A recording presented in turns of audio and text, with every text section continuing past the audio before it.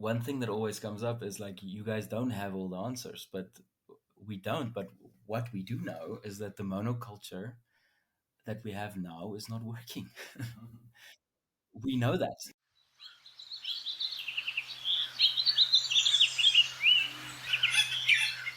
Hello and welcome to Beyond Organic Wine. I'm Adam Huss, coming to you from the unique vineyard at Piscinas Ranch in California. I do this podcast because I have a vision for wine that is counter to the dominant wine industry, and I want to share it.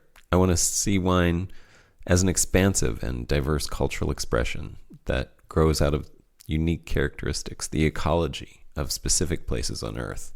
Culture is part of the earth, and agriculture and culture are synonyms in my mind. I envision wine as a process of adaptive expression that never ends and is not limited to any trend of style, culture, or fruit. Because of this, wine's first priority in my mind is to protect and enhance the land from which it grows, because at its best, it can only embody the vibrant beauty of its ecosystem's health and harmony. I'm currently pruning grapevines most days, maybe you are too, and while this is repetitive work, I'm trying to make it my best, most meditative, thoughtful, mindful work. I pay attention and listen. Kelly Mulville is the vineyard manager here, and he encourages this. He says vines are sentient beings. When I told this to a friend, he was skeptical. Do you believe that? He asked. The short answer is yes. But the longer answer is that our language is very limited. What does it mean for a vine to feel from the vine's perspective in the language of vine? I think vines want to live, but what does it mean to want in vine language? I don't know. If I'm honest, though I spend hours a day with thousands of vines, I know very little about them. In the absence of knowledge, I don't assume that I understand them. I don't assume greater validity to my way of thinking. I don't assume the superiority of my language. I know how limited I am, and therefore I know how little I would make the vine if I made any assumptions based on my own understanding. Instead of this reductive kind of thinking, I listen. I try to learn. One thing that I've learned is that there really isn't an individual being behind the word vine. This singular idea of a singular organism is just a irrational concept, a metaphor. In reality, the thing that we call a vine is an entire ecosystem made up of hundreds, thousands, even millions of lives. I noticed this first in the oak savanna on the hillsides around the vineyards with trees. A quote-unquote tree is actually a collection of lives, lichens and mosses and mistletoes and galls and mushrooms and more, all grow on and with and in and are inseparable from the tree. These are just the things we see, the things that are attached. There are the detachable parts of the tree too. Birds, animals, insects. They may be able to walk or fly away from the tree, but not really. They could move from tree to tree, but they can't leave all trees forever, or they'd die. As much as we want our vines to be clear of fungi and other lives, the truth is we can only keep them at bay.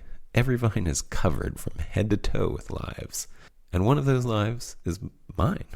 This episode is a conversation with three gents who help caretake the oldest winery in the world, Staffelter Hof. It has been a winery since the 800s. Not the 1800s, the 800s. And it seems incredibly fitting that Jan Staffelter, Kosie van der Merwe, and Nicolas Haack are thinking and talking about how to build resilience into their systems. They farm organically, have planted PIWIs, and implement several acres of Vitiforestry block. We dig into what's going on in the Mosel that has necessitated and allowed for these changes. We dig into their Vitiforestry project and talk about the mindset shift that is required to embrace it. Shade is not shade, as it turns out, in the sense that there are many kinds of shade, and not all shade is equal. We look at how some aspects that may be perceived as potential problems of vitiforestry become irrelevant once you take a different perspective.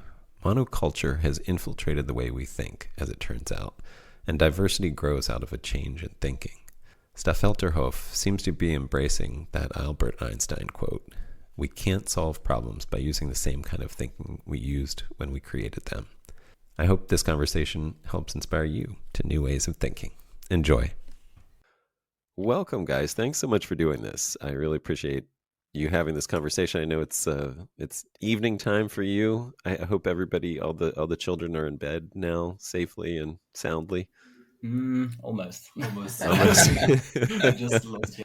I mean, I just want to introduce who I mean, I would like you guys to introduce yourselves, but to start off, we are you are associated with Staffelter Hof, and I hope I'm pronouncing that right, correctly, and which is in the Mosel, and it is the oldest winery in the world, and one of the oldest, like the sixth oldest still operating companies in the world. So kind of a special place just for that. But as I hope we'll find out in this conversation, it's special for a lot of other reasons. But could you guys just introduce yourselves and what your roles are there? I My name is Kosie from Merwe, and I work as the viticulturist at Staffelter Hof. And I just met Jan when I was on holiday touring through Germany. Because I have a German wife, and we wanted to see what the opportunities are in Germany. So we came to the Mosel to see Jan, and he showed me this site where he wanted to do something special with biodiversity, connecting the forest into a vineyard with PIWIs, resistant varieties, and blah blah blah. And we started to talk, and I just loved what he was doing here. And there was also a good chance for me to also start my own project, because in the Mosel there's incredible terroir, but the last generation has been very difficult for people to make a living here, and therefore there are some incredible old vines and beautiful sites available for not much. So it's a good the barrier of entry for a young person is also good here in the Mosel. Oh, So yeah, I started chatting to Jan, and after, I think it was like after 2 weeks or so, he said to me, just come on over and we see what we can do together here. So where were you coming that's from? from South Africa. Yeah, South Africa. I was Kosi. working there as winemaker in a biodynamic winery, and I was working for 5 years for this company, and I just wanted to. I'm sure you also dove into biodynamics before in your life, but I think it's a very good base just as organic viticulture. But I just wanted to develop more, because this Yeah, is, the whole idea is very old, coming up yeah. on, well, it is 100 years old now, this It biodynamic is it. movement. It's the oldest. I mean, it predates organic. It predates, obviously regenerative and sustainable and all these things. It's kind of one of our most oldest, Hmm. sort of styles of agriculture that's been codified into like a regulated system. It's really now. Did you in South Africa? Did you have exposure to PIWIs or resistant varieties? Does South Africa have its own version of PIWIs? No, that was part of the problem in South Africa, is we don't have a breeding program there for vines. Mm. There are a little bit of the uh, organization there is there is some research being done in other Vitis vinifera from Portugal, for instance. There's a lot of varieties that have been brought in from Southern Europe, to see if we can find something that is more drought resistant, that and also has higher acidity when Mm.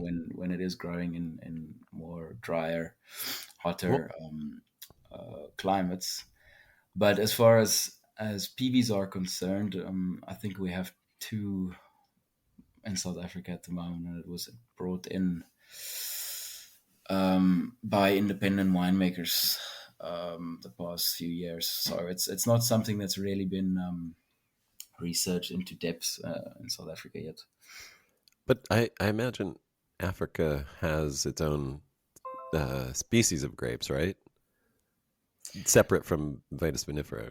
There's probably some other Not that Vitis I there. really, not that I really know of. I don't, Oh, yeah, I don't either, but Adam, I just because it was brought there by the Europeans in the 1700s. oh, okay. I So mean, I would that's assume it has its own native species there, but maybe I don't know. I haven't looked into Africa, so Yeah, it's a good question, but I've never come across any native species there. I mean, if you look at Cape Town and surrounding areas, the natural the fauna and flora there is basically this fynbos that we call fynbos species. It's mm, very rich in biodiversity, but there's no real like big forests in the Cape Town area, and therefore I don't think they're right. vines kind of need that. Yeah, yeah, That's where they felt at home. right. So I Yeah, think we that's have. probably why, but I might be wrong, but Well, I haven't come across any yet. well, yeah, something for me to look into, definitely.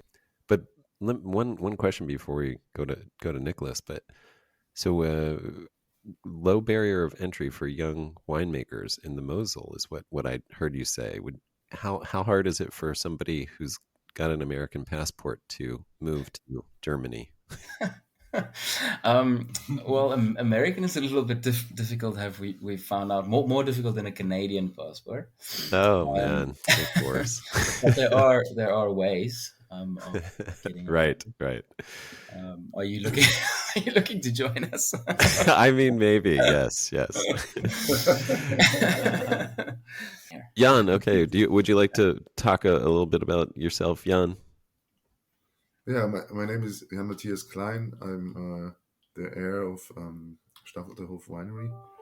Uh, like our family has been there for about 300 years. First as stewards for the monastery that used to own the winery for 950 years. And then when Napoleon took away the winery from the monastery during secularization, my family bought the property of the French government. Ah, And so I'm now, I think, seventh generation since we own the winery. And I had, of course, some pressure when I had to decide my career path because of all this history in the background. And my father isn't really easy to work with either. So mm, I wasn't really sure in the beginning if that would be what I wanted to do, but I gave it a go, and I think more or less I grew into the position of running this winery.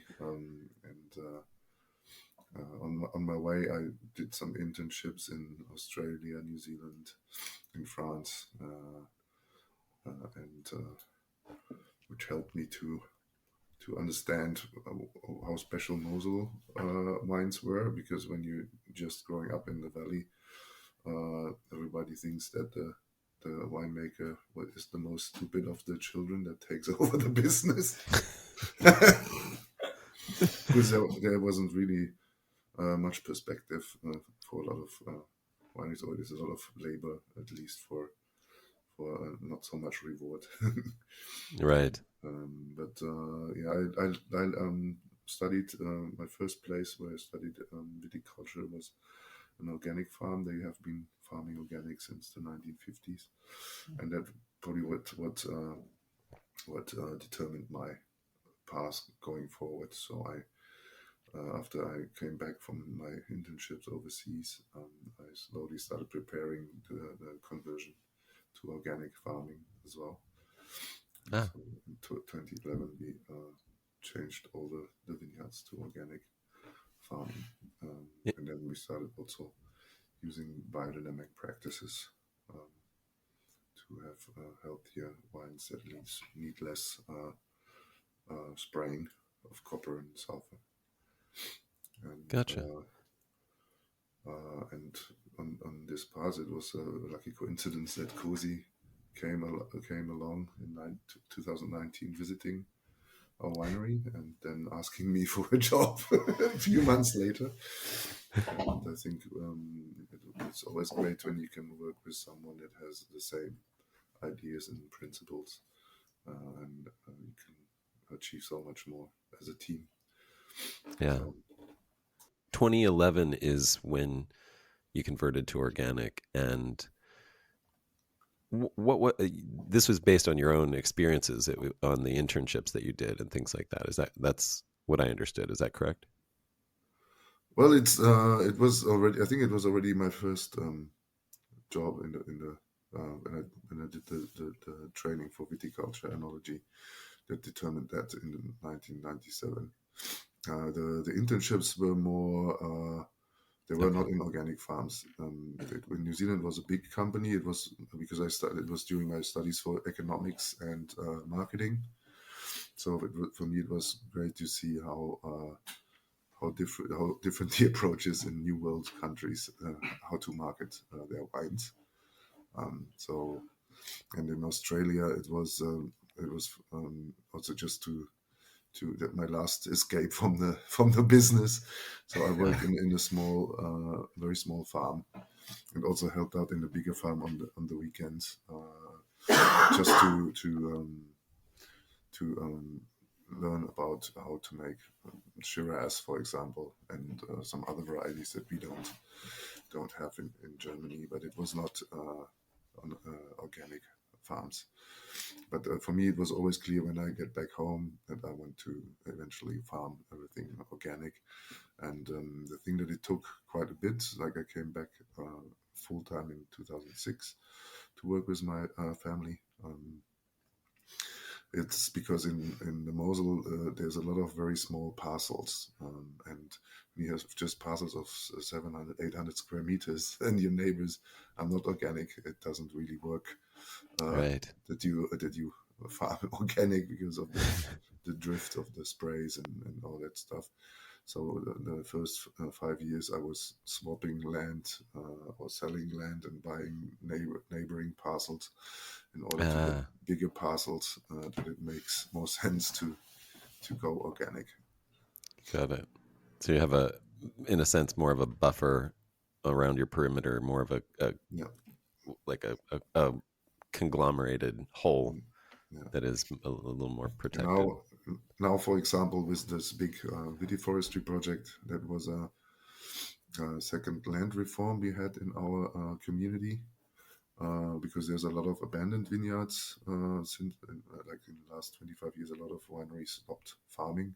They didn't have anyone wanting to continue because there's no money in it and a lot of work.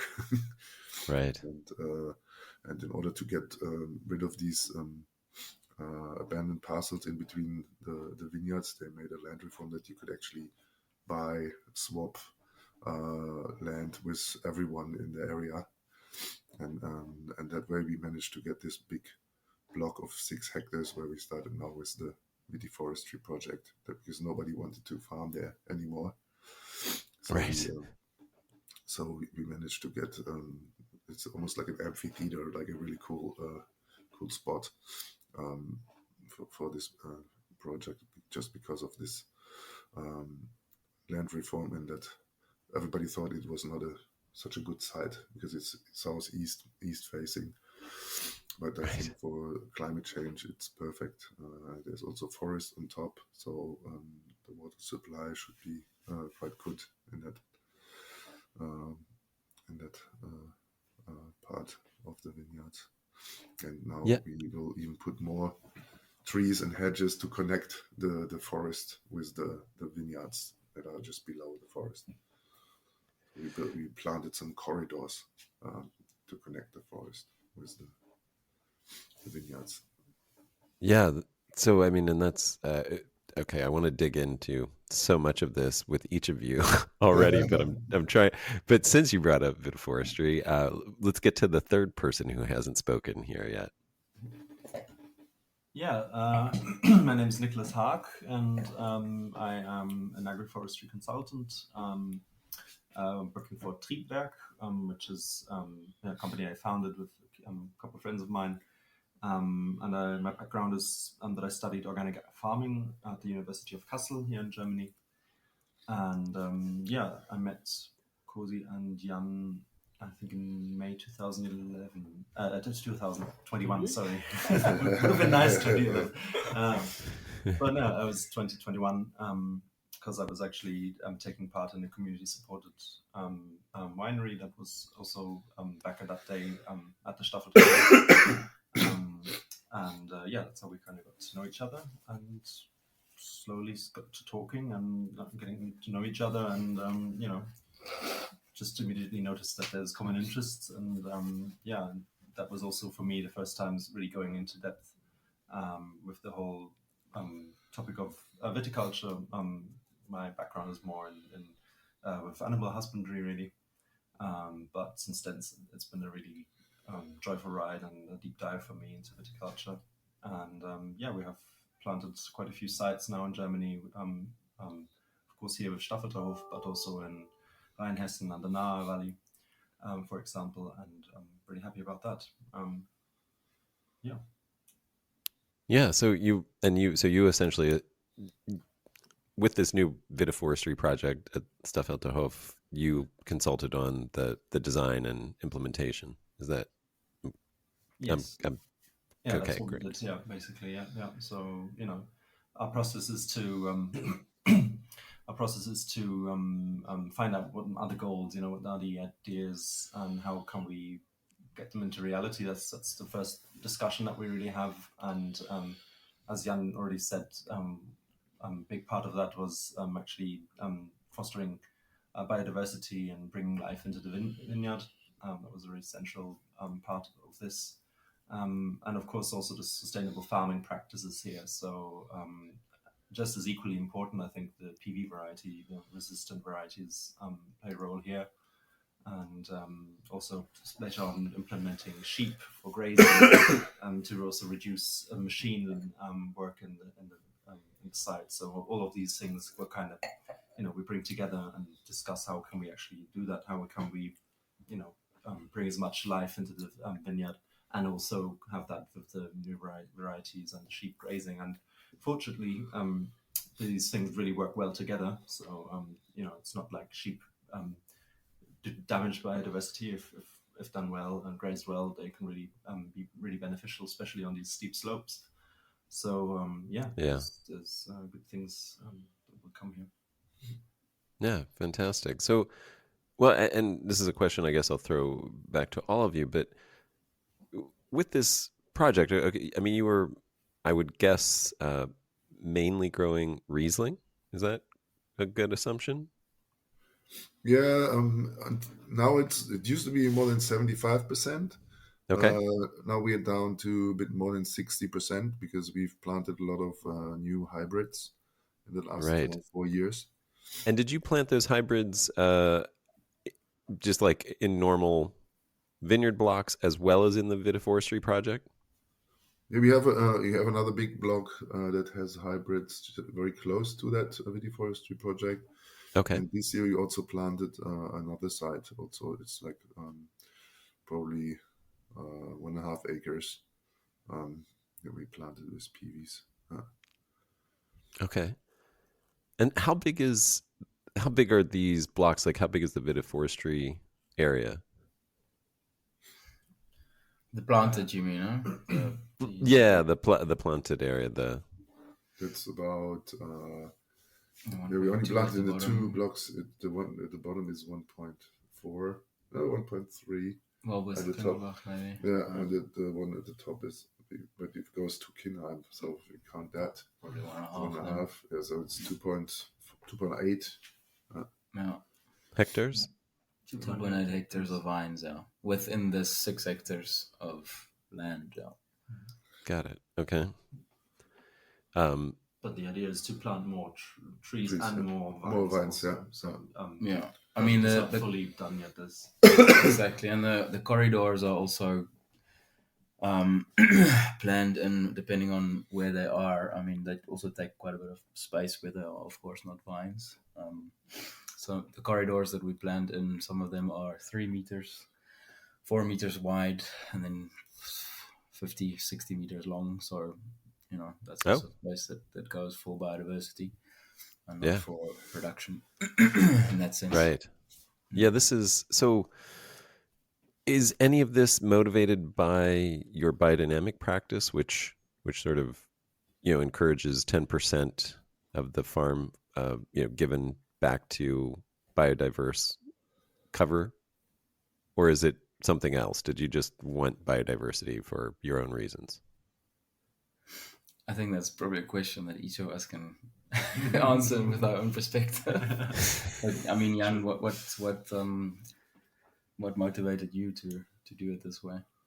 Yeah, I don't know for me if it's biodynamic. I think biodiversity is a concept of organic farming in general, and for me, the most important reason we did this was trying to find ways to make the vineyard, the ecosystem, more resilient for the future. Because when you look at the climate conference in Dubai, I think there is no slowing down of this climate change. You mean because in the climate conference they're basically saying, it's being led by oil-producing countries. It's always been hot here. yeah, it's being led by the oil-producing countries. So the idea is that we get more shade with the trees. We get more insects or birds that are predators for some of the new pests that we're dealing with. We have this Suzuki fly, which was a big problem this year, which lays their eggs into the berries and then they turn into vinegar. Oh. So, and they were only doing affecting red grapes so far, but this year we found it in Sauvignon Blanc, we found it in Riesling. So it mutates quickly because it only lives for a few days. So, right. So I think there will be a lot of problems with this in the future, and of course also other diseases. That's why we were looking to plant those new hybrid varieties that have high resistance against the main fungal diseases that we are challenged with. Right. So it's so I think that was the main reasons for me to think about this viticulture project. Yeah, I mean, I was sort of Google earthing the Mosel around where you guys are, and I mean, it looks stunningly beautiful, but it also looks, I mean, especially if you just look at your website, the Staffelter Hof website is, I mean, just gorgeous. These steep hillsides that are just, for anybody that farms, they look like a horror story, but also gorgeous if you're just a tourist, but they also, are a massive monoculture. It's like probably largely the same species of grape and the same variety of grape, even grown over, just like, I mean, places that once were probably pretty diverse forested slopes leading down to the river. And so I mean, it seems like there's an amazing opportunity there for what you're doing. I'm curious, when the PIWIs came in, were they part of this as well? Just resilience and are you, what are you guys seeing there in the Mosel in terms of impacts from climate, other than, I mean, you mentioned the fly and pest sort of pressures that you're getting, but anything else that's happening? Well, we see sunburn like in 1920, and right. the PIWIs, they are supposed to be more resilient there as well because they have thicker skins, so they shouldn't be affected by sunburn so much. Also, we had a lot of droughts, like especially in the springtime, which was problematic, especially for new plantings. So since 2021, we've almost always put irrigation lines after we planted, which is an unusual thing to do in the Mosel. So there's not many irrigation lines at all still. Wow. For you in California, that might be there. Of course, you put irrigation lines, but yeah, they don't let you build a vineyard without irrigation here. Yeah, it's just an issue since 2018. Really, like we had since 2018, we had 6 years with very dry first half year, and only 2021 was very wet, like crazy wet. But the other years were all too dry. In first half of the vegetation.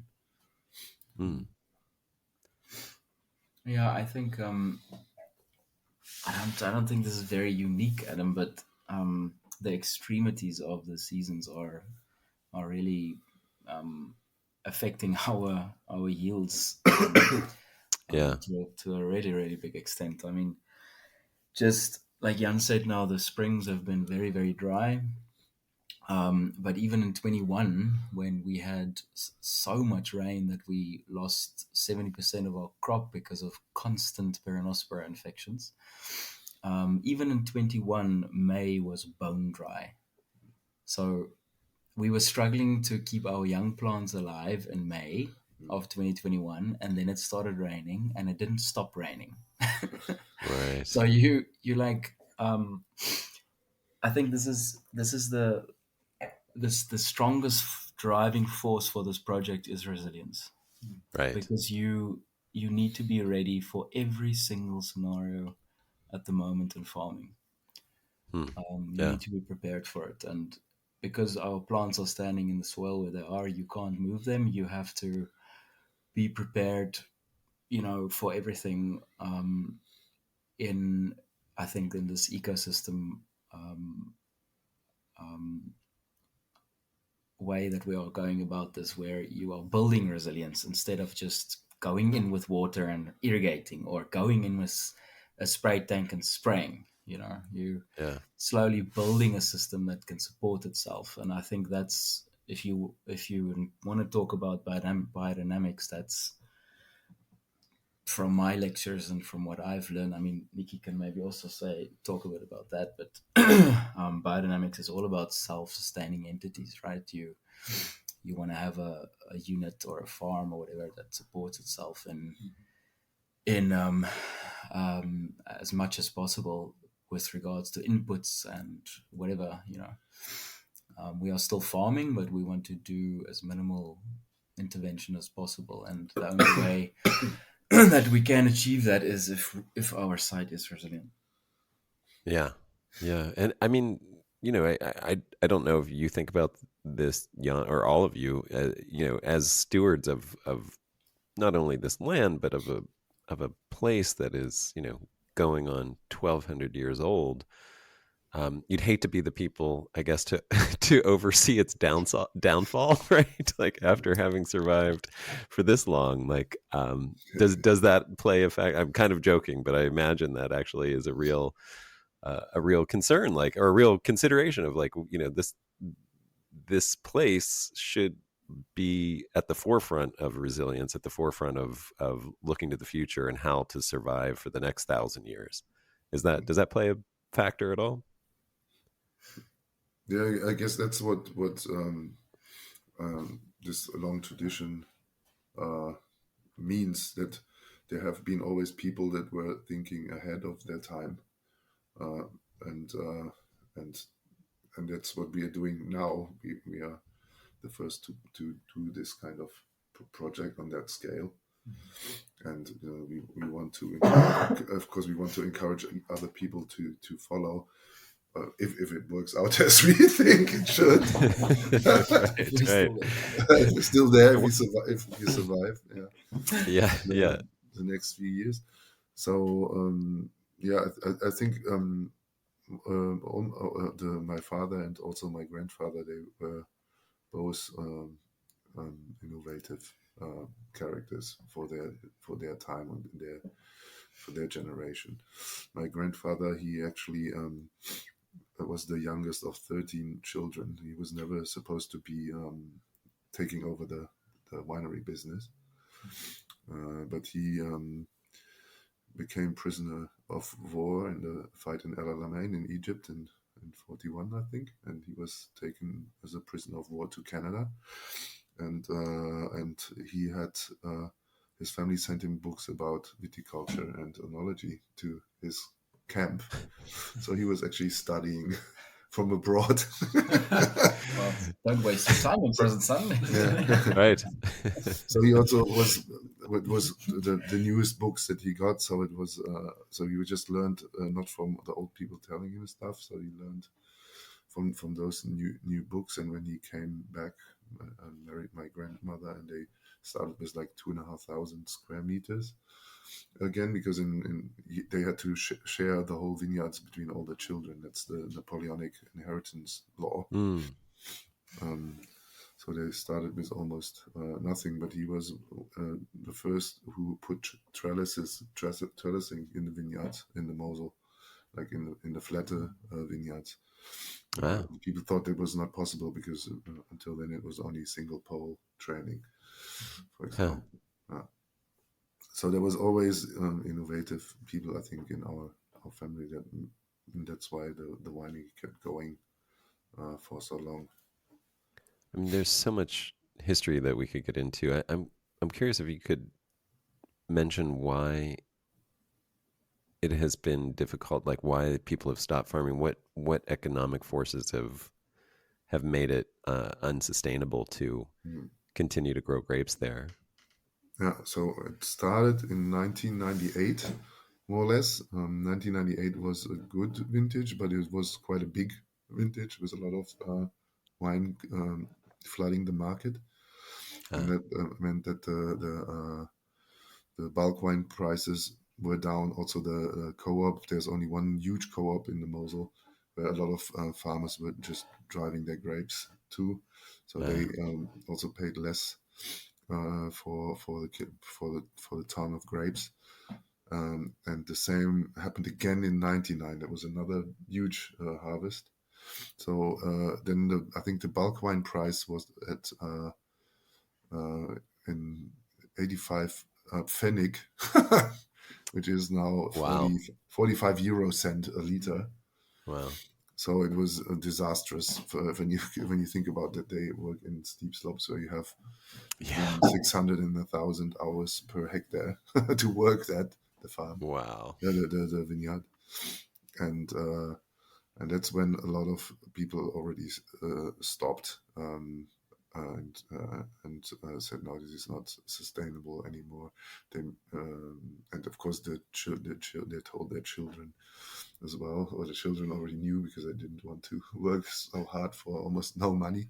Right. And then I think it was especially the first 10 years after 98, where most of the vineyards got abandoned.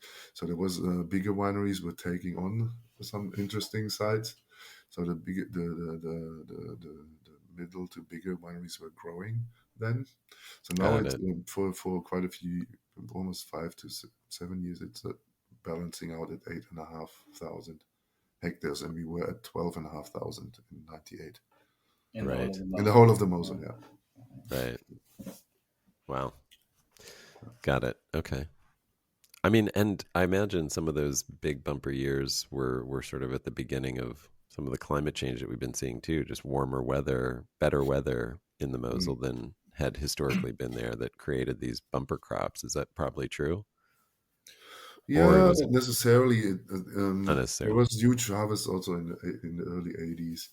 Okay. Because there was a lot of fertilizer being used, and also there wasn't. I think only in the mid '80s they put a maximum allowance number that you were only allowed to have 15 tons per hectare, which is already still quite a lot. Right. Yeah. Got it.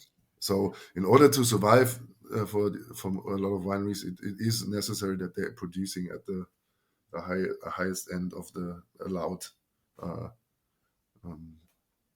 amount of grapes. Otherwise, it doesn't work for them. That's also the problem, because there was so much fertilizer being used in the Mosel that the Mosel turned green sometimes. Wow. And only with the new laws of subsidies, and they have a really strict limit on the amount of nitrates you're allowed to put in your vineyards. Right. But those times in the '80s, especially, it was crazy times. Right. Yeah. So, are you certified both organic and biodynamic there at Staffelter Hof? No, we only certified organic. Okay. But you do some biodynamic preps, it sounds like, or biodynamic practices? Yeah, but we are Sometimes we don't manage to get the 500 out in time. We use the compost preps we always use, Adam, and if we do make irrigate the young vines, we always add some 500 into the mix, into the compost mix. Got it. It's not it's not the classic sprinkling in winter and spraying a 501 horn manure. Right. Yeah. But right. I mean, but that's still like I appreciate your, what you're doing. You're doing what you can. I mean, I think there's some. So I'm sort of like that as well. Like I sort of like I don't know if I want to go full bore, but I would love to incorporate it when I can, and when there's time. And I mean, it's sort of like sort of the icing on the cake. Some years when you can. Yeah, I think we do can everything. Have a whole different podcast on biodynamics if you want to get into that. Right. Well, let's skip that for now because I just did one. But it is. But I would love to dig into your Vitiforestry project. And so you just had this fun weekend where you invited people actually out to participate in installing this project, installing this block of vines and trees and hedgerows. And I think there's something really cool about that. Like I really wanted to come do that, but I think just the idea of involving the community in this project feels like there's something really important to that.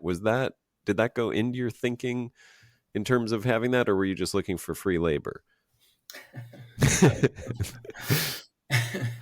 Well, I think it was part of what we do anyways with the Kultur Schwein. And Jan, I don't know if maybe you want to talk about that a bit. Yeah, so it's you have a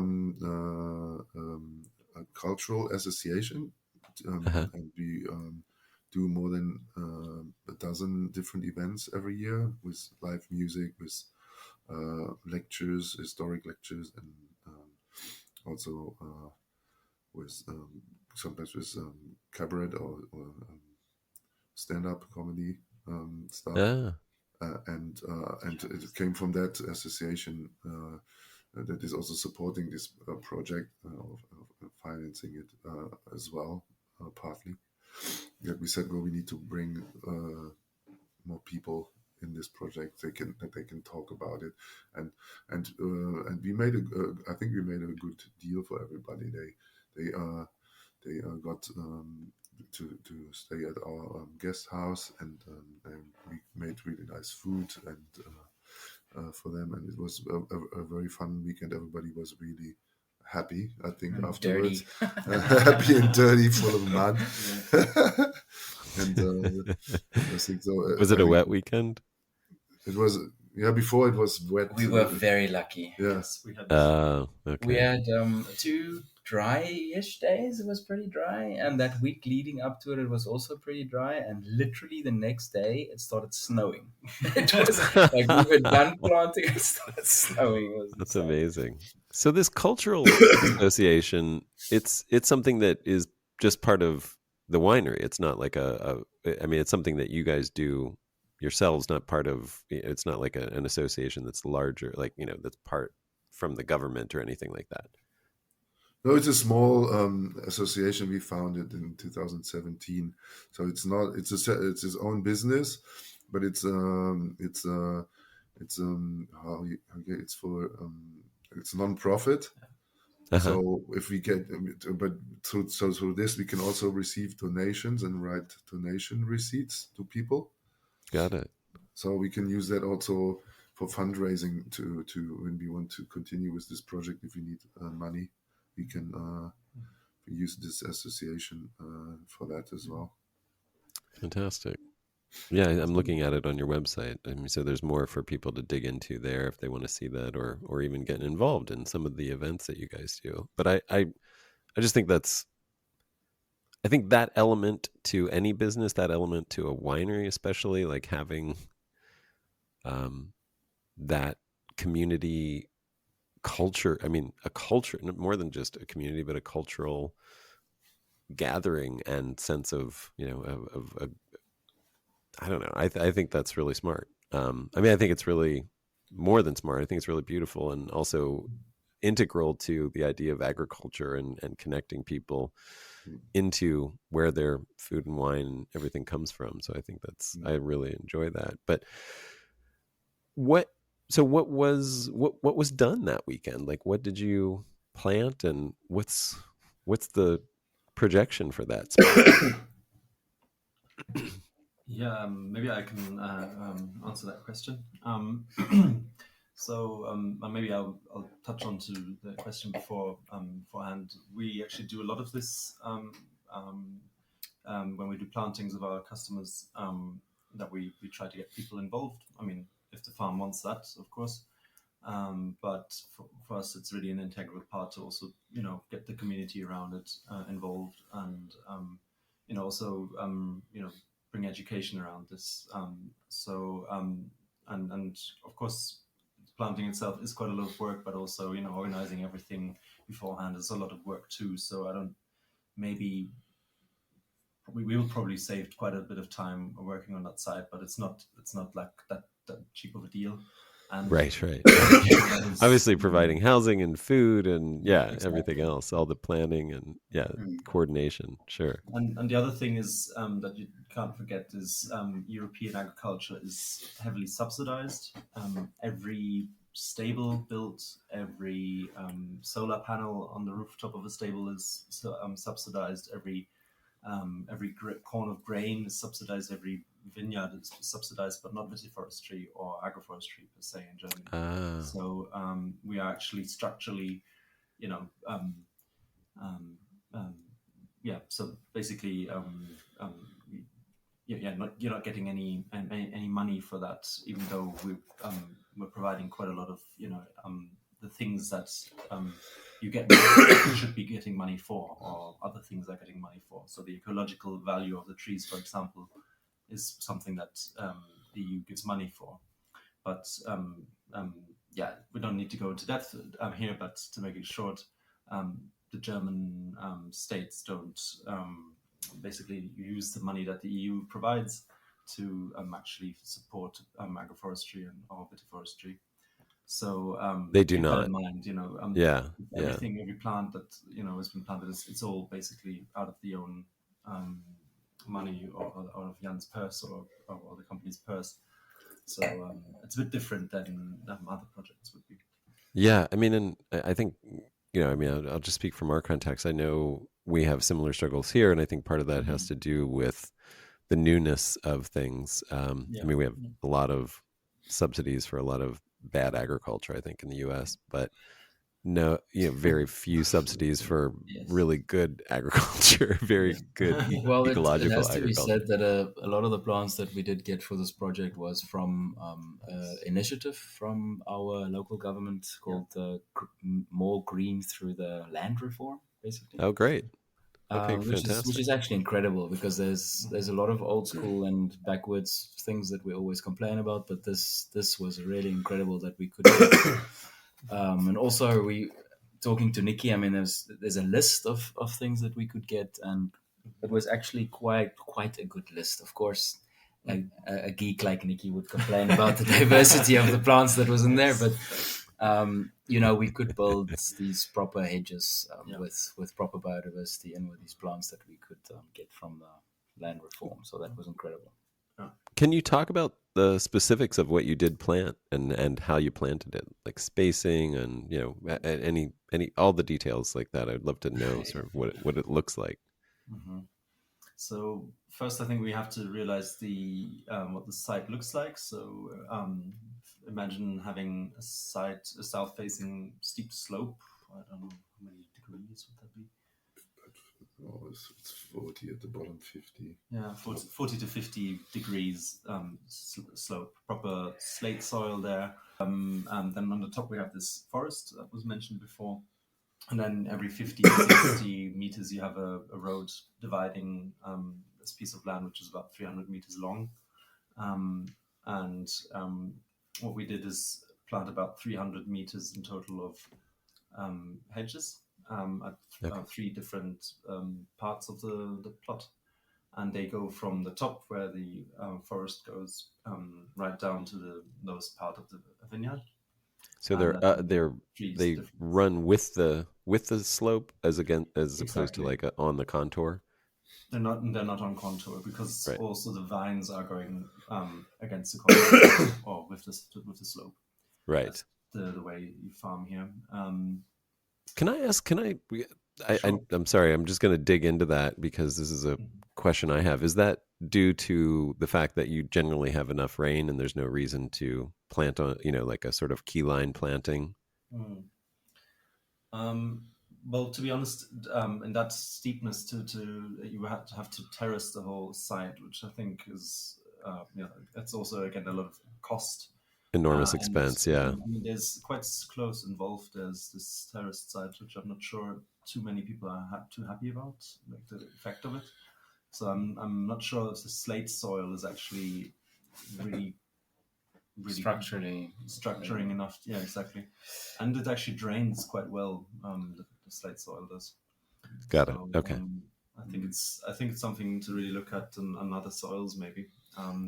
And we do actually for other farmers we do this kind of keyline style planning, and also water retention is a major topic that we want that we think about. But here in the way this setup is set up, and also the vineyards that are there, you would have to pull them all out, and I think that's just we have to keep it realistic in the sense of sure, yeah, we're keeping it realistic. But so the hedges go in. They follow the slope. And so then 3 big hedges. Trees, which are so the species that we've used are all native species that are common in the area. And, this is in the hedgerows? In the hedgerows, but also the trees that we have planted in the vineyard. So there are basically on the top of each of the parcels. So if you remember, there's a few roads going along these. So these roads are on contour. Yep. And they divide the whole site. And on the top where the road is, we planted the first line of trees quite close, and those are old cider apple varieties, perry varieties, and also there's sweet chestnuts, for example. So we have some on the higher part. We have fruit-bearing trees. So and that's mainly for practicality reasons, so we can actually harvest them later on. Yeah. And then there's another line and about a third or 2/3 down in the vineyard, and it's actually properly in the vineyards. And the idea was to have shade falling into the middle of the vineyard, really. Okay. And the distance is 14 meters apart in the line. So every 7th line we put a tree now. Because the distances between the vine rows is 2 meters, and that's also for practicality reasons. That you can, if there's a machine that works on 2 rows at the same time, you can still do that, and only have 1 row where you may not be able to use that machine because the tree is integrated into the row of the vines, which is also you can do that differently. But we decided to put them here into the wine rows. Got it. So if I can clarify, there were existing vines already, or did you also plant vines? Like, was it a blank slate and you implemented all of this stuff, or was there anything already there? No, we some vines we already planted, and we actually decided to take out some rows to make more space for biodiversity, which is something that I think my conventional viticulture professor would have fallen on his back when he sees something like that. But right. we actually converted some of the vineyard to be able to incorporate this biodiversity. But then there's also a large part of the site that's not planted yet, that we then had free reign from Jan to be as creative as we wanted to be. Well, and so you mentioned, I think if I heard you correctly, apples and pears. what other species of trees did you use, and is the intention to get a secondary crop from all of them? Chestnuts you mentioned as well. Yes, Yeah. chestnuts. Yeah, it's nice to have a crop, and that's also going to be a community thing again. I think we will. The idea is that we use the community then also to harvest the extra fruit, and people that have been helping or that always help, they can take some of that fruit at home, so that it is from their tree. That's the idea, that it's also going to be a community project again, to use the fruits from the extra fruits from the trees, and maybe even some of the hedges for that kind of stuff. From apples and pears, we could also make a cider. Like we made apple pear cider in the past. So that could also be something that we could give away to the community for helping us to maintain this project.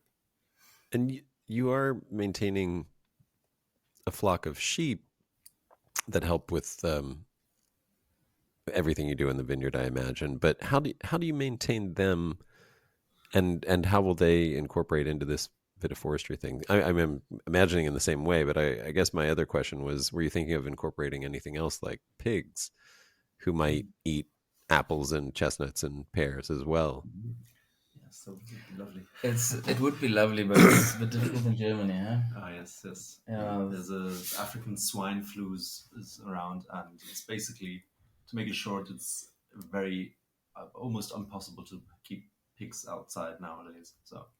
Oh wow, really? So that's where the just listen to this, right? I mean, that's where the disease comes from, right? Inside. Right.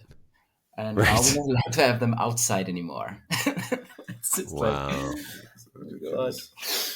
Yeah, wow. so it's a bit difficult here in this country.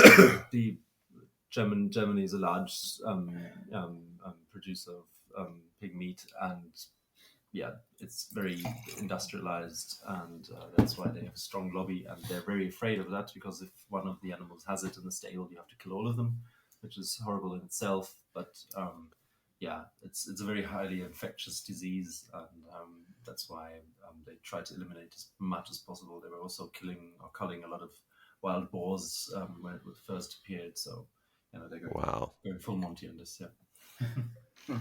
Gotcha. Okay.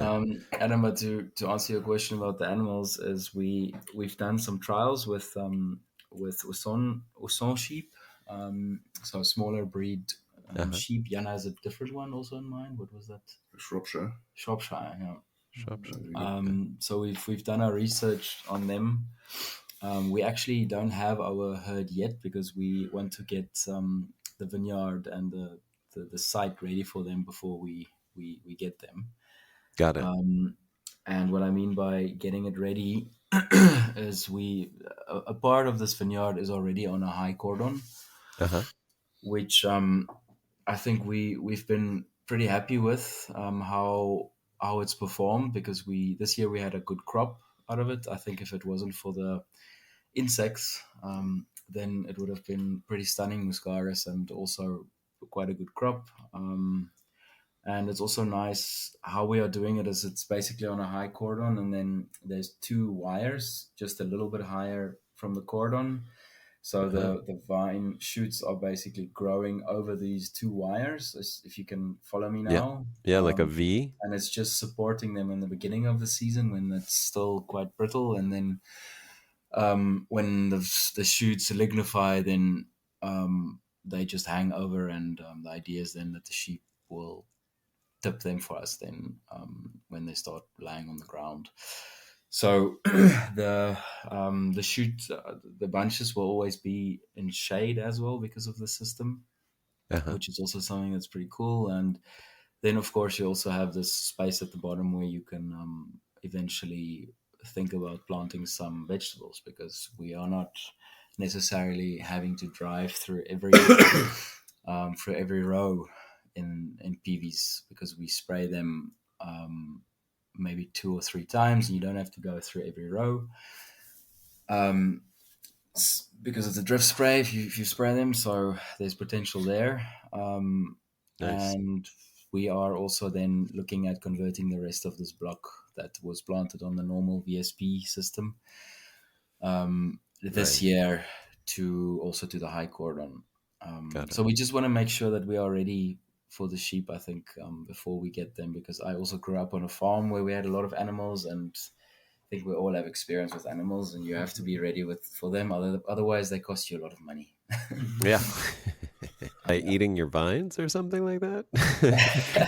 Well, that, and also if you are not ready if you didn't think it through where the food is going to come from, Right, then right, you have to feed them from somewhere else, right? So right, it's something You that you need to really, really have to you think need about to build a before. lot of fences.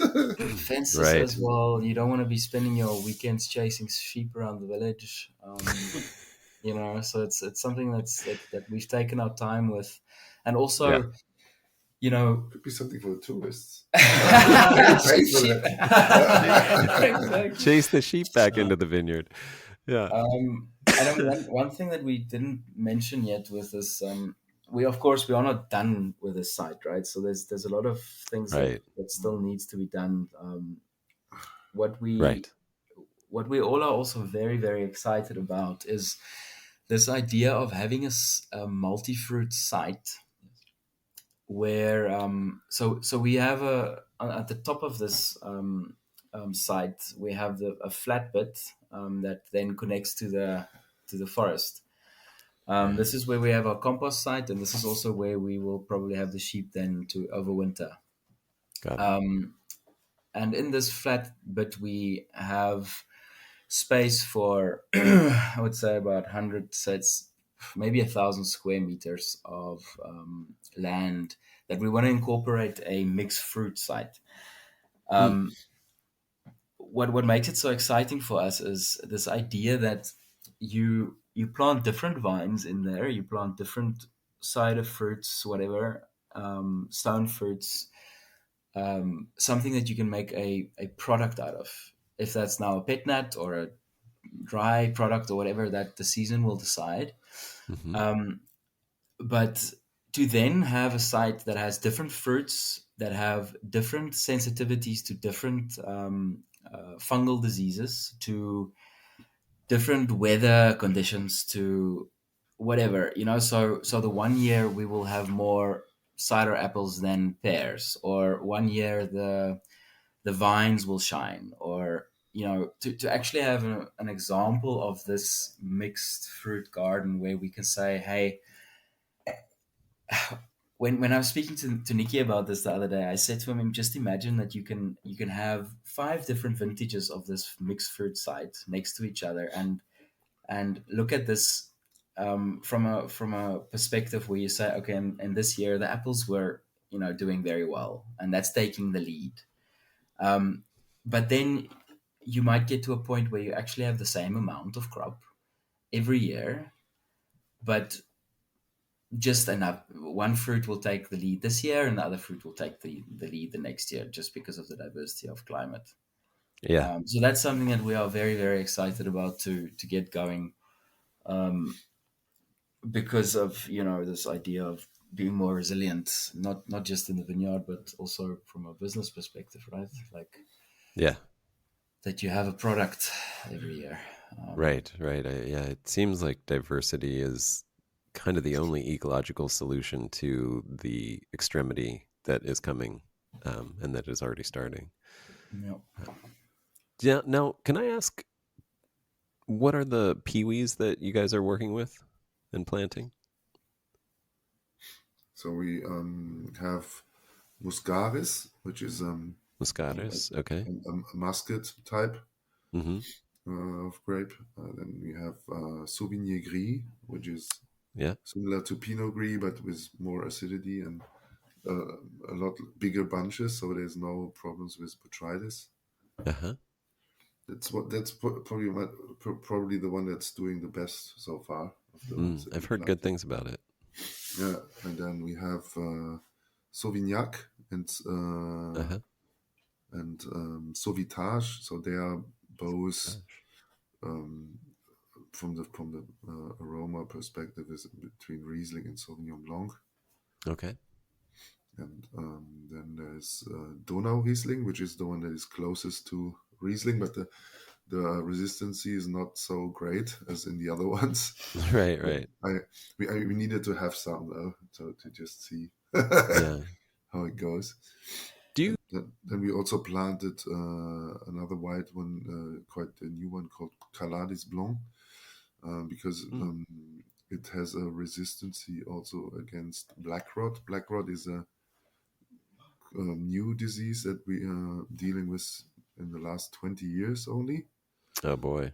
And that means all the hybrids that are on the market now, they were not bred thinking For black about rot. black rot. So the Calades Blanc, Right. just by accident, it has a marker against black rot. And we found in some of our PIWIs that they are quite struggling quite a lot with the black rot, like the Sauvitage, for example. That was in 21. It was half of it was wiped out, I would say. Right. So Right. we like that grape from the aroma perspective, but then we said now we cannot plant more of that because it's too dangerous. Because the problem then is, Jan, that you have to spray then, You right? spray, and you have to spray regularly. Then it basically becomes a vitis vinifera again. If you Right. Yep. Now, and maybe this is a question for Nikki again, but I mean, for all of you, really, I know that you're just at the beginning. This was, in November, stage 1 of this project, this Vitiforestry project. And, as you said, there's a lot to learn. There's a lot of unknowns and a lot of, hopes and dreams tied up in this project and just Vitiforestry in general. But Nikki, I wonder if we were talking about some of the things that we do know and what we know are benefits of working with trees and vines and incorporating trees into vineyard situations. And if you could talk about that. Mm-hmm. Yeah, I mean, as you said, there's a lot of things that we don't know, but interestingly enough, there's a few sites that have been planted with trees, or vineyard sites planted with trees that have really shown the benefits of it. And for me, there's a one very logical thing how to explain how this works, because apparently shade doesn't affect the vine in the form that we think of. And I actually read in an old Austrian book on viticulture that the vine only needs about 10% of its leaf to be shine with direct sunlight to be actually fully active. So it's basically like a solar panel that only needs 10% of it to be have direct sunlight to be working fully. And that is an explanation for that for me, but I couldn't find the source where that comes from. It was said as a fact there, but I couldn't find any source that was saying yes, that's true, or where the science behind it.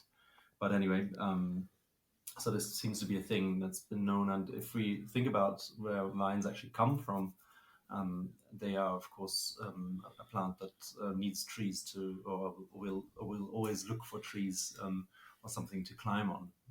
Right. Actually, one of Kosie's sites was quite fascinating.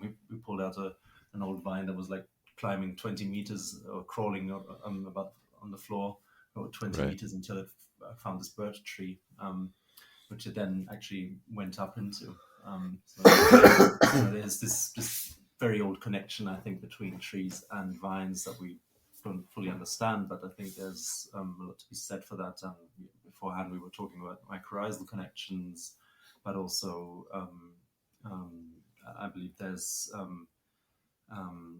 there's other benefits that have been shown in this site at the Saar Valley, which is not too far from here, where there's been this plot planted about 2010, I think it was, and they were actually looking at the exchange of water and nutrients between trees and the vines, and they, through marker systems, I don't want to go too deep into that, they could see that, for example, carbon was exchanged, but also nitrogen and water was exchanged. And in 2 consecutive years, they could also see that that both varieties, Riesling and Sauvignon Blanc, were benefiting through more water in the vines. And also, for example, in 2018, they didn't have any sun burn, which most white grape varieties in the Saar Valley had. So these were things that the vintners were telling us. So, Wow. there's a few things that we can already see that are happening, and especially with white varieties, the sunburn is a major issue. Yeah. And this was the site that we went to together. And beforehand, even me, I had quite a lot of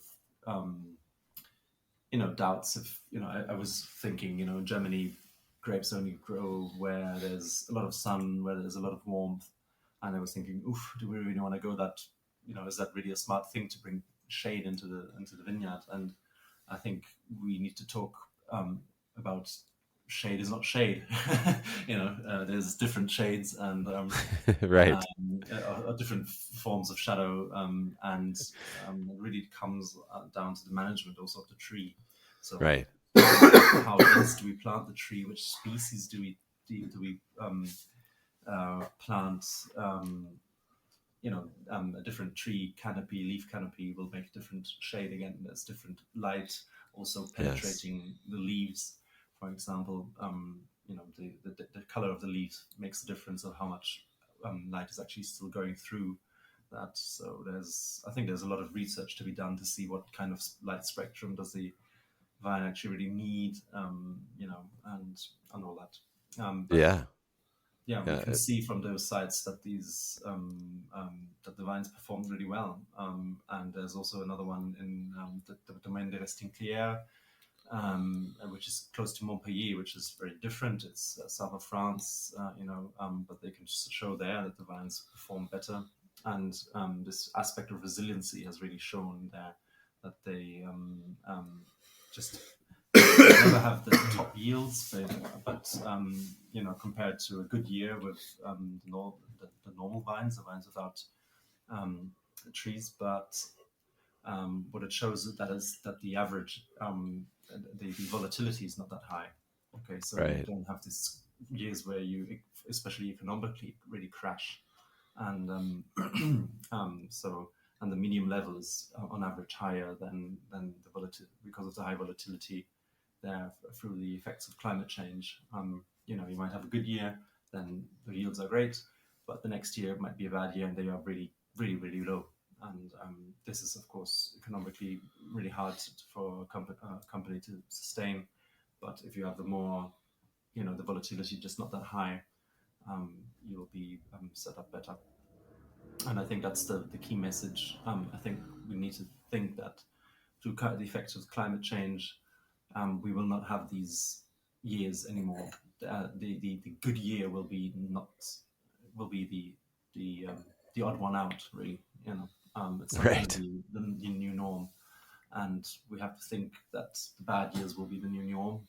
Something will be weird. We will have something like 2021 coming up again here with the drought in May, and then absolute torrential rain for the rest of the year. Which was the reason for this major loss of the crop. And this is going to be the new norm. And I think we need to shift our perspective on that. And I think with that, agroforestry gives us a lot of chances to react to these different pathogens, but also climate effects. I mean, these trees will also protect the vines, for example, of hail. Hail is not an issue here, but it hasn't been an issue in a lot of areas of Germany where it's now pretty frequent. So these are also things to consider next to the sun damage, for example. So I don't want to be the devil, talk about this too negatively, but I think this is a smart move to do, or at least something to try out and to see, even though we have not all the answers. There's still, we have time. The trees we don't plant them and then they're fully grown. That's a shame, really. I'm far too impatient for my job, I'm afraid. Me too. Um, but the thing is that we always have time to train the trees differently, and I think that's something that we really need to focus on now, is to get the tree where the tree crown starts, for example, high enough that we still can have the machine going underneath it, for example, that the trees aren't in the way in any kind of sense, and actually bring their benefits and not be of a nuisance. And I think that's what we all think of a lot about. And this is where it's so vital and incredibly important to work together on this. Because I mean, I know how to train the trees and have my ideas of how we can implement them, and then I talk to Kosie, and Kosie says, "Oh no, we can't do that. We should do it this way," and then we come up with something new together, which is also an exciting process. Nice. And yeah. Go ahead, Kosie. No, Adam, I just wanted to add from a farming perspective. I've really enjoyed this vitiforestry perspective because it makes you think completely differently. And that is in my mind what it's going to take for us to change these monoculture systems, because it was just fascinating to me when we Niki also had a seminar on this weekend where he was talking to Jan invited a few of his colleagues in the town, and there was a few conventional winemakers there, and one of the questions were how, if you plant trees, then you have shade and you have different climates within this microclimates, microclimates actually, to be honest, within this small site, right? And then you will have unequal budding, for instance, right? And how the question was, how can we minimize that? Because for management, that would be a disaster if we don't have equal budding and equal flowering and equal whatever. Right. And on that evening, I took this question. I sat with it for a few days, and I think that question just stems from monoculture itself, because right. if we plant a single variety, we make the soil exactly the same everywhere. We want to prune it the same. We want to harvest it on the same date. We want to filter that wine to shit. We want to, everything needs to follow this idea then from the beginning to the end until we put it sterile and sulfur into the bottle. Whereas, if you start your Sounds base, delicious. if you start your exactly, if your base is resilience and ecosystem, right, then the rest of it, the flow of thinking for the rest of it completely changes, and I am very excited about that, because for me, I don't want my vineyard to bud at the same time, because if you have late frost, then you at least have some, right, of the same vineyard that is not dead. right. If your vineyard is not flowering at the same time and you have a peronospora outbreak, then some of it is going to survive more, or not be as hit as bad with the outbreak. Yep. So and I mean, can we sorry. give? No. I mean, let me. I was. If you weren't going to say that, I was going to say that. But I also want to let me play devil's advocate and say what is the downside? What is the cost to this diversity in ripening and diversity? I mean, are there labor costs? Are there, does that mean we've got to harvest over a month instead of over a week? Does it mean there's more labor, throughout the season as well, as we're, waiting for some of the vines to catch up? I mean, what is the real downside to these variations within a same, one block? Yes, I have my views, Jan, but I mean, you grew up harvesting different times anyway, right? Yeah. So that's not a problem. You could go twice or three times to the vineyard if need be. But actually, I think it could even be beneficial to have grapes that have different stages of ripeness to get a broader flavor portfolio in the final wine, as long as it's ripe enough, I would say. Right. You get complexity in a sense. Then you get much more exciting wines, I think, as well, if you have different flavors due to uneven ripeness. So you can't. I mean, I ask this partly because I really like. If there is a downside, I want to know it. As maybe there's a way to address it, but I personally can't think of one. I mean, like you said, it seems like this idea of like it has to happen all at the same time and in the same way with uniformity. Like that just sounds like it's habit rather than actual need or actual benefit in any logistical sense.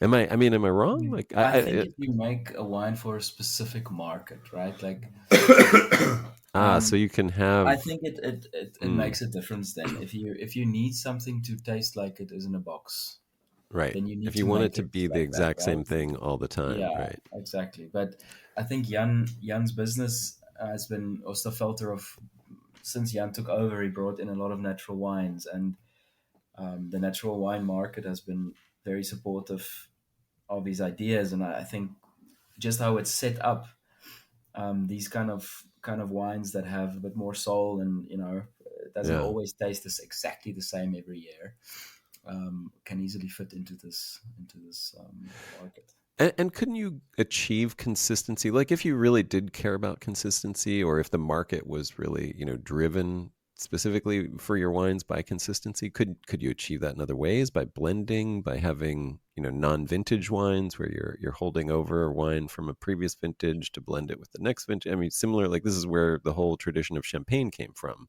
to have consistency from bad years to good years, right? Like Anyway, I just throw that out there, that it seems like there are any number of ways to deal with the potentials of variation that might come from a vitiforestry system, even if you wanted consistency and didn't like the idea of the fact that there's a vintage and a place, there's a vintage on a bottle for a reason, right?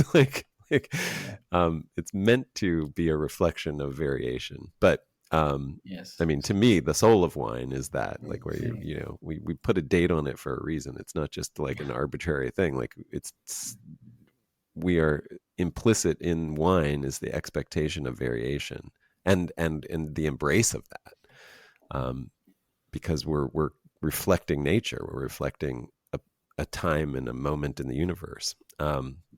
Anyway, this is my little soapbox, but tell me if I've got that wrong, if I'm missing something. No, for sure, man. I mean, when we get all these questions, because I've been talking, we've known Nikki for a while now, and we always go see other winemakers, and we try and spread the word a bit about this, and to also to learn from our colleagues, right? Like we get some interesting questions, like we did on the seminar that sparked this idea of mine, like where monoculture actually starts and where it ends. Right. And one thing that always comes up is like, you guys don't have all the answers, but we don't. But what we do know is that the monoculture that we have now is not working. Right. we do know have that. one answer.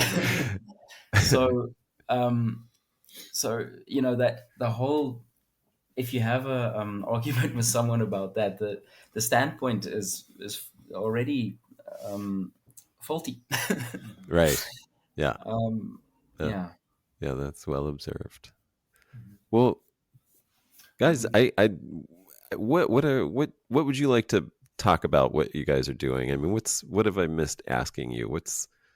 This is, there's so many things about this winery that we could dig into in depth, and I mean, I don't want to miss anything that's important to you to say about what you're doing and what's important for you guys as you're going forward. Well, Nothing. We covered it all. well, maybe Well- coming back. How many hours do you have? Maybe coming back to your question about consistency in the wine from vintage to vintage. Yeah. I think that it is a nice part to be in the organic biodynamic game and also in the natural wine game, that people expect wines to taste different from year to year, Yeah. and that they don't expect the wine to taste the same every year. And for our natural wines, we actually even don't put a vintage on the label at all. And it means also that there can be blends. Some other can be a blend of vintages. For example, Right. for the Riesling, I like to blend. The 21 was a quite high acidity vintage, so I blended it with some 2020. Same was in 2018. We had very low acid, and I blended it with some fresh crisp 2019. So, but it's the blending is more for the benefit of the product that tastes Yeah. the, Yeah. the best. I love that. It's not for getting consistency, really. It's just for making the wine better. Yeah. Well, I mean, and there's nothing, I don't mean to like totally make it sound like I think consistency is a bad thing, but yeah, like you said, No. I mean, I think there's many great reasons to think outside of, like, and do what you're doing, you know, I mean, there's, you want balance and you want beauty in the wine. I think you need consistency in quality, like right. Consistency and quality. Yeah. Yeah, but the flavor changes slightly, I would say. Yes. Yeah. And people can come and, I mean, so your website is staffelter-hof.de. Sorry, I hope I got that right. People can stay there too, right? There's sort of like an inn. Yeah, it's a guest house with self-catering apartments. Wow. Okay. It sounds amazing. Yeah. It is really a beautiful area, right? I mean, I know you guys are used to it, but for somebody like me who's never been to the Mosel, I would probably be blown away. Is that true? Yes, definitely. And as somebody who's not living in the Mosel, I love coming here every day. It's one of the best parts about my job. Amazing. It's magical, man. Best customers and best places. Yeah. Beautiful. We were all at a seminar about how the Mosel was formed, and specifically about the slate stone on yesterday, right? Was it yesterday? Yeah. And yesterday we were all together there, and Biodynamics seminar. Yeah, like from a biodynamics perspective, how the Schiefer was formed, and it was just incredible to see how the soil that we are working with is put together by an organic part, a living part, and also by minerals, right? Yeah, the geology and then the biology, right? Exactly. So it is a real special place, not just how it looks, but also the soil where these vines are growing on. So I'm just so excited to see how this site is going to do with, minimal spraying, if any, flourishing ecosystem. What does that mean for terroir? I mean, my God. Exactly. That's what we all get really excited about. Right? This is, maybe one thing that I love that much about this project is this will probably be the largest project in Germany, at least for us, for quite some time, I believe. Because first of all, we know this is a pioneering thing, and there's a lot of questions still around it. But on the other hand, as Jan said before, the common size for plots here is something like half a hectare is already quite large. So this is and we know from scientific projects in other fields of agroforestry that agroforestry always needs a certain size to actually really show all its benefits. Nobody can really say how large it has to be, but then it really will change the microclimate. Then it will really have an impact on biodiversity and really be an ecosystem, as Kosie just said. And I think that's what I get really excited about, seeing the whole development, and the whole change of the site, because we've been seeing it so regularly now, and yeah, I think this will be a pretty special place in a couple of years. It already is, but it will really shine, I think. It's just a gut feeling, but and I think this will express itself in the wine, I'm pretty sure. Yeah, I love it. Well, I love that. Yeah, I think you used the term pre-pioneering. Yes. I love that the oldest winery in the world is pre-pioneering. I think there's a great lesson to be learned in that. And yeah, thank you guys so much for sharing about what you're doing, and I can't wait to see what happens. I really appreciate you sharing. Yeah, thank you, Adam, Thanks for what you are doing as well, bringing all of these stories to us through your podcast. It's been cool listening to you. My pleasure, honestly.